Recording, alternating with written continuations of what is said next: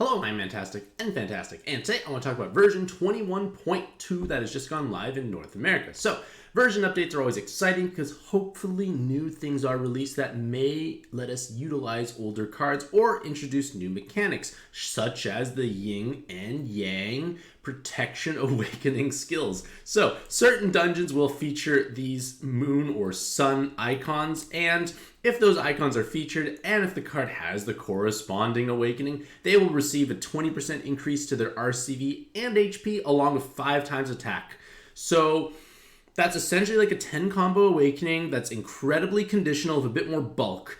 As a whole, I think that's a pretty bad outcome overall, unless we're going to get to the point where there's no way to physically clear dungeons unless cards have this awakening because you need the extra health or bulk. So I think this is a bad direction it's going in because either A, it's not a useful awakening because it's mostly just going to be like a 10 combo at the best, a more restrictive 10 combo, or we're going to get to the point where every card needs to have this awakening, otherwise you won't have enough physical bulk to clear floors. So I'm not a big fan of this awakening. I hope it doesn't actually turn out to be the latter of the two I described. On the flip side, active skills now have icons instead of extra text. One thing that was getting a little silly was there were so many words in active skills text. Now, condensing it to icons makes life faster. An interesting point that I think is that other games that I played, most notably board games, utilize icon-heavy, interface, so to speak. Basically, cards are replaced in text with icons, and text can always convey icons can always convey significantly more information in a shorter period of time. So this, I think, is a nice thing overall. I just wish that they would, be a bit more descriptive, because this Sunset Breeze still says attack increases by that. It'd be nice if it would tell us by how much it increases by per awakening. It's kind of silly that it doesn't, but hey, it's technically a step in the right direction. It's still many years out of date, but we're still getting there, hopefully. Next is when you evolve monsters, you can use EXP stock to reach the max level. This would have been a great benefit when you're trying to evolve the materials for these monster exchange cards. Basically like Amaterasu Dragon, who needs a drop that comes in its pre-evolved evolution. You have to evolve it, but you also have to max level it first. This saves some clicking. I still would like a button where it's like mass evolve, like select everything, evolve everything, but this is at least saving several clicks, so I will take it. Another thing is, again, saving some clicks. You can give the latent awakening extra slot. Instead of having to fuse it manually, you can just do it through the max enhance button. I will take it. Anything that saves me effort, I will take. And now the monster book, which I actually don't look in. I don't really look into the monster book in all honesty, but with this update, you can now have this display all Evos, and then from that window, you can go and interact with an individual card through max enhance if you wish. I wish showing this whole Evo train was in the monster box itself, but it's only from the monster book tab, so maybe one day it will migrate over, but it's still another way to possibly find information. Gung-Ho may be trying to give us a little bit of in-game information after shutting down all those third-party websites, but hey, I guess it's still technically progress for the in-game search stuff. Next is we are now able to have a more sophisticated sorting option for the monster book as well as desired monsters for trading. I haven't used the trading function in quite some time now, but there are more ways to find what you were potentially looking for, which is nice. 4-player bonuses will be more noticeable in PvP. I just completely forgot 4-player existed because it takes so much effort for virtually no reward. They should have kept 8-player. At least it didn't take many hours to complete. You could get it done within a reasonably short period of time. And then lastly, we have new ordeal evolutions for Super Reincarnated Artemis and Hades. So if you like those cards, you can go play those ordeal dungeons and get yourself a couple of new cards. And then we're going to take a look at all the new evolutions and upgrades that have also gone live alongside of this. So the first thing is we have Hades Ordeal Evolution. They have a bunch of skill boosts. They have 6 VDPs, which is pretty amazing when you think about it. And you need to bring in TPAs in order to overcome the ordeal trial, so to speak. So bring Hades, bring some TPAs, and that technically solves the issues to a certain extent. in terms of the card itself, I'm not particularly excited for this card. I don't think it brings that much to the table. Like, you have 6 billion or 5 billion damage cap for 6 turns. So it's a permanent 5 billion damage cap card. So when you match blue and dark VDP, you can deal spectacular amounts of damage. Maybe you need to make it a dark sub attribute to make it more feasible. But point is, it could hit hard, but all you're doing is gaining movement time buff and a single use of gravity. So not particularly excited for this card, unfortunately. It's not solving any of the key mechanics we need at this point in time.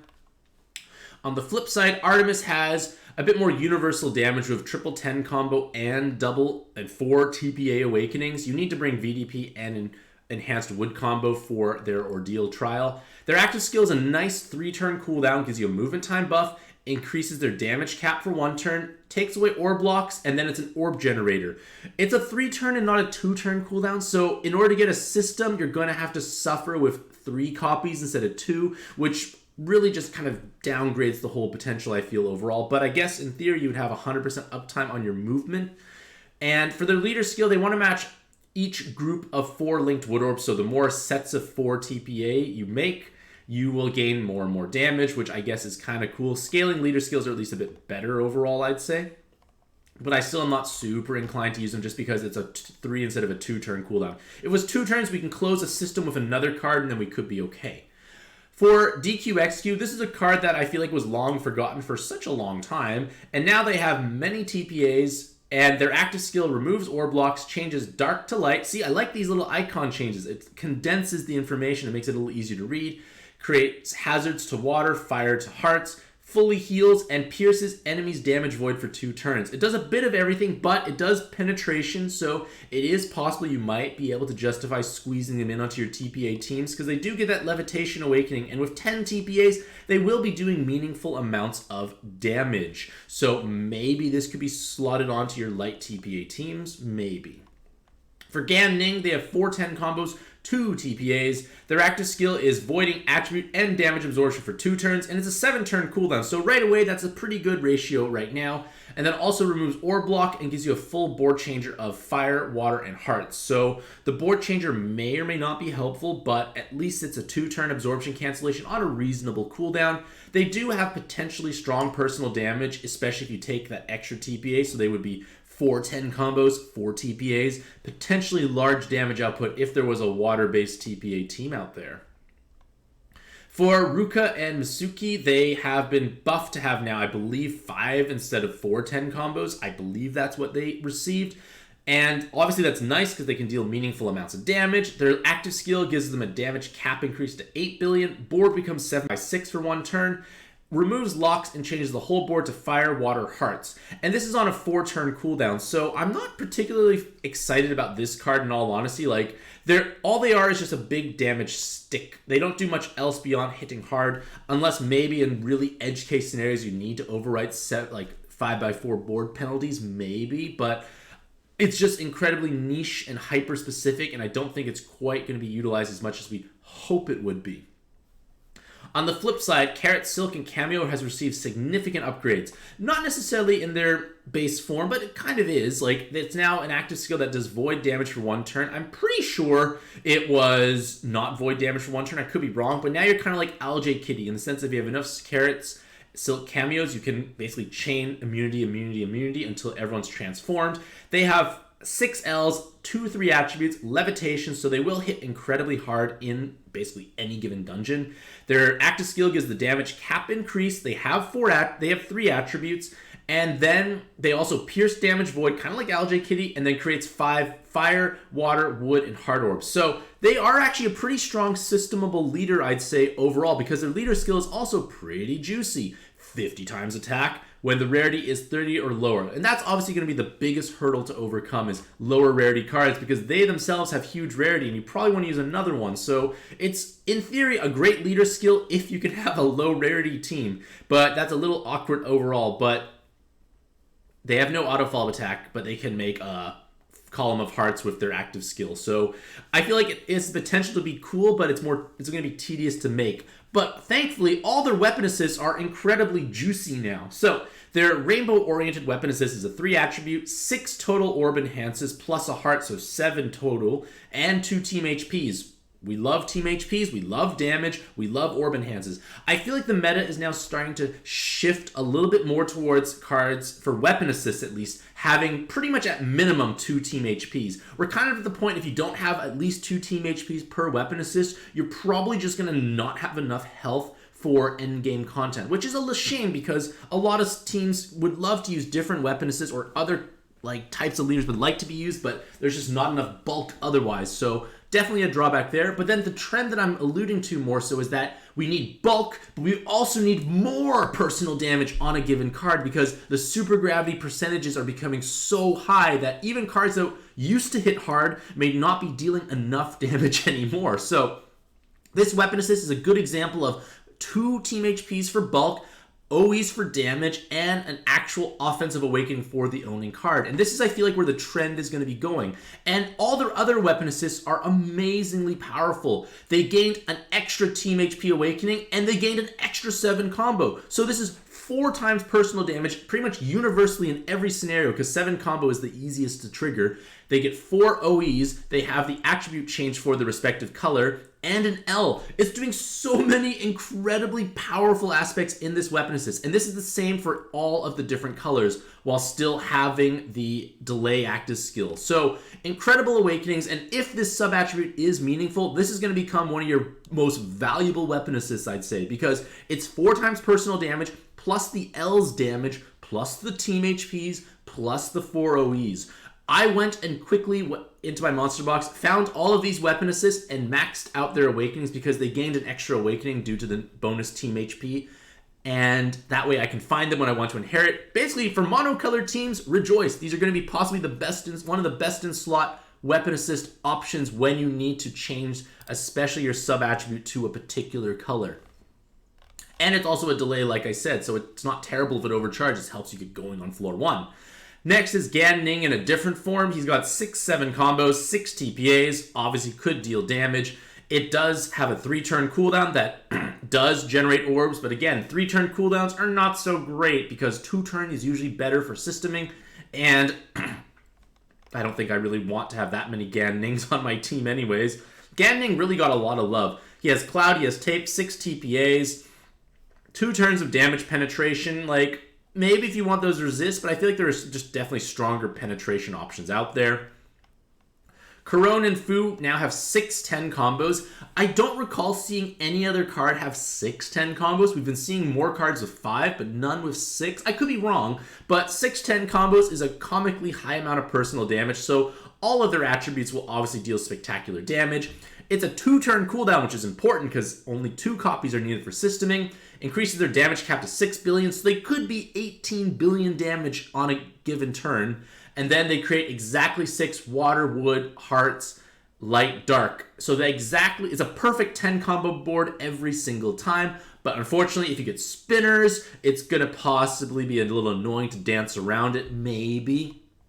Point is, like, they can do great damage, but their leader skill also has no bonus combo, so any negative combo shield is going to make your life a little sad. So unless you're playing a team that needs specific orbs generated all the time, they could be a possible orb generation solution. But as a leader, playing through stuff nowadays, there are too many negative combo shields, and when you have only 10 combos from your board, your leader skill does not give you bonus combos. You are going to not hit 10 combos and therefore not do damage. It could be a little problematic. Series has become a slightly better Wood Cleric option. I still think Odin Dragon is the superior choice, so, like, okay, not so important overall series. But her weapon assist, I think, is quite spicy. 3 OEs, full blind, full jammer, 1 team HP, and a poison resist. We're definitely starting to see more full blind resist awakenings nowadays, because when I think about it, tape and blind resist are the most important resists to have, because if you don't have tape and your orbs are in the tape, you can't actually play and match, and therefore you die. And then blind resist can be terrible because sticky blinds can completely ruin your day as well. So I like to try and pursue those 2 awakenings always on any given team, unless I know the dungeon specifically doesn't have those mechanics, but we can't look it up, so I wouldn't know anyways. Point is, Be safe, bring blind, bring tape, more options for blind resist, always a good time overall. Kushinada Hime is just in an awkward place. I don't really foresee any time I'd really want to use this card in all honesty, so we're just going to kind of scroll past her. Vishnu has a Levitate and 4 TPAs with a 3-turn cooldown that gives you Wood Skyfall, changes orb blocks, makes a column of orbs, enhances orbs. It's just like kind of a damage stick with a low based cooldown. It could get a 10 combo, so they could deal large amounts of damage, but I don't think it's anything particular. Artemis has double 10, double VDP, super blind resist. Active skill is just unfortunately not what we really want to have. It's just Wood Skyfall for a prolonged period of time, so not particularly excited. Her weapon assist, it's just okay. Like, it's 6 Wood OEs, which is nice. Sub-attribute change to Wood, skill boost, but it's nothing particularly great. Silicon Cameo Carrot was a way better option. Zeus Giga has received a significant buff. He now is a potential option for like swipe-based teams because he has 2 Brick Awakenings, 6 Light Rose, 6 skill boosts, an active skill that's now a 12-turn cooldown, which gives you damage penetration and fully recovers your health, was also removing orb blocks and changes the whole board to light orbs. Pretty nice outcome overall because you can swipe, pierce, large amounts of personal damage. He's just lacking a sub-attribute, so that obviously can be a little problematic. His other form is all VDP based, but his active skill makes a full board of light, so it's a little confusing. So I guess it's unusual, but okay. It does give you a full heal, so maybe when it comes to the weapon assist, maybe it's going to be a better option because it's got 2 pierce, full heal, orb removal, orb block removal, change the board to light. Has some light rose, maybe it could be for your swiping options. Zeus Giga has received buffs again in all the other evolutions. I don't really have much interest in using this form. It's not much damage. It's only 6-7 combos. That's not much at all. And I guess with Levitate it could be meaningful, but it's a 10-turn cooldown for penetration. It's a little too slow. It does make orbs, but it's still a little too slow, I feel, for 10-turn cooldown. It does make 2 rows of dark. I guess it does give you that brick, but a little too slow. It's all team RCVs with 2 skill boosts for his weapon assist. If they were team HPs, maybe a bit more interesting, because again, team HP is kind of the most important thing to have at this point in time. Red form receives a very similar thing, just the color is just changed. Everything is identical otherwise. It's just a different color. We're going to go to Saphira. And Saphira has 2, 4, 5, 6, 7 VDP awakenings, 2 combo orbs, and her leader skill gives more bulk than it did before, if I'm not mistaken. So, and probably more damage. So maybe they can still be a VDP type card that does damage. Maybe. Maybe not. I'm not sure. Weapon assist gives you 2 skill boosts, 3 rows, VDP, combo orb, obviously pretty nice for her own team. Gives you a 3 turns of 7x6 and 2 turns of haste. Maybe useful in edge cases where floor 1 has a board shrink preemptive. DQXQ receive buffs in her other forms. This is not a form I would particularly like to use. 3-turn cooldown. It just gives her more damage, and like her damage was 410 combos with a double TPA. I wish it would show how much stats they had at level 120 because no one keeps things at level 99, so it's just useless. And this is also like a tiny attack stat, so I don't think it's going to get that big, unfortunately. Same is going to apply to her other form, just not really going to do much. This form is so confusing to me. It's got Light Rose and Water Rose, but they don't even have a water attribute. I'm just so confused by this card. Such a waste. But Double Brick has that active skill that gives 2 turns of damage absorption. So if you need to have a team that, wants to clear damage absorption, maybe it could be a brick solution, maybe, but you may have stronger options available. Hera Luna has potentially damage. Like, everything has damage at this point. Like, it's nothing special, so do we care about this active skill? And the answer is no, we don't need it unless this attack buff is something important, because it's 4 times attack for all allies for 10 turns. That's an incredibly long attack buff. Like, it's a looping attack buff. That's a huge attack buff, technically, but I don't think it's truly needed. And on the flip side, her other form is just, again, more damage, same attack buff. But maybe her weapon assist could be something interesting. You have immense personal damage with the 10 combo, attack while below, skill boost, and that extremely long attack buff for 10 turns. Maybe, but maybe not. Hera Luna has received a buff. It does 2 rows to light, So she could brick, or she could blob, or she could VDP. She has more offensive might, but I don't think it's particularly spicy on a 14-turn cooldown, in all honesty. Like, 2 turns of shielding is not worth it on 14-turn cooldown. Weapon assist gives skill bind resist, I guess, if that's what your main concern to be. Red Luna, not so. It's basically the exact same, just different color. So yeah, like, I'm not particularly excited for these weapon assists because they don't have skill boosts. But on the flip side, I think Nay's got some pretty big bonuses. So let's take a look at their weapon assists, because in all honesty, I think weapon assists is where the Nays truly shine. So yeah, nothing particularly great beyond the fact that it is 7x6 board for 5 turns. Like, that is new, but I don't think it's necessary. And I feel like they're better off in their weapon assist forms. So all the weapon assist forms are going to have these awakenings, just different colors. So we're going to look at one, and the same applies to all. It's got 2 skill boosts, 2 recover bind awakenings. So you make a row of hearts, you can clear many turns of binds, 3 rows of their respective attribute, and then 4 OEs of offense and 1 OE of enhanced heart. So a pretty stacked weapon assist if you don't care about team HP, because it does give quite a nice spread of 2 skill boosts and offensive might. The active skill does give you a full cleric, removes locks, 3-turn delay on a 3-turn cooldown, does quite a bit of everything. And then the same applies for all the other color weapon assists. Just change the colors and you've got the same weapon assist. Persephone is a potential healing solution for some teams because it's a 7-turn cooldown for 8 turns of auto healing. Obviously it can be useful, but do we need auto healing on certain dark teams? Maybe, maybe not. They do have 4-10 combos, double TPA, levitate. They can get another 2-7 combos or another 2 TPA. So they might do respectable damage in super gravity dungeons, maybe. But if you need a healing solution, there might be other options like, say, Christmas Celica. But again, Persephone is much more accessible by comparison. Weapon assist has skill boost, 2 enhanced dark combos, 4 OEs, and the same type of active skill. No bulk, just some damage, but it's nothing that spectacular. Hades received a buff to be super blind, double 10, 6 TPAs, God Killer. Can have another God Killer, so if you do have God spawns, maybe it can be cool. Active skill does give a large amount of movement time. It gives you 5 seconds of movement time for 12 turns. Like, it's a long cleric, really, in all honesty, so I think it's going to be hard to justify slotting into a given team.